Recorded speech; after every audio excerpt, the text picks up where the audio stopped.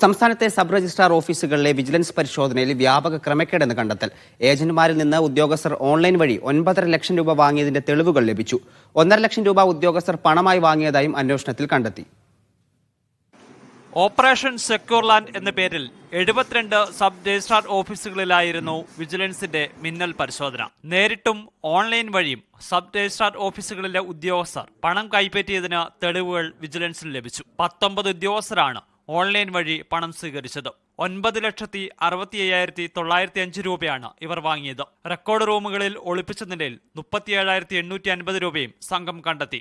ഉദ്യോഗസ്ഥരുടെ പക്കൽ നിന്നും കണക്കിൽപ്പെടാത്ത 15,240 രൂപയും വിജിലൻസ് പിടിച്ചെടുത്തു. സബ് രജിസ്ട്രാർ ഓഫീസുകളിൽ രജിസ്ട്രേഷൻ ഉൾപ്പെടെ ആധാരം എഴുത്തുകാരെ ഏജന്റുമാരാക്കി ഉദ്യോഗസ്ഥർ പണം കൈപ്പറ്റുന്നു എന്നായിരുന്നു വിജിലൻസ് ലഭിച്ച വിവരം. വസ്തുവിന്റെ ഫെയർ വാല്യൂ കുറച്ചു കാണിച്ചും തട്ടിപ്പ് നടത്തിയിരുന്നു. വിവിധയിടങ്ങളിൽ നിന്ന് പരാതി ലഭിച്ചതോടെയാണ് വിജിലൻസ് മിന്നൽ പരിശോധന നടത്തിയത്. മീഡിയ 1 തിരുവനന്തപുരം.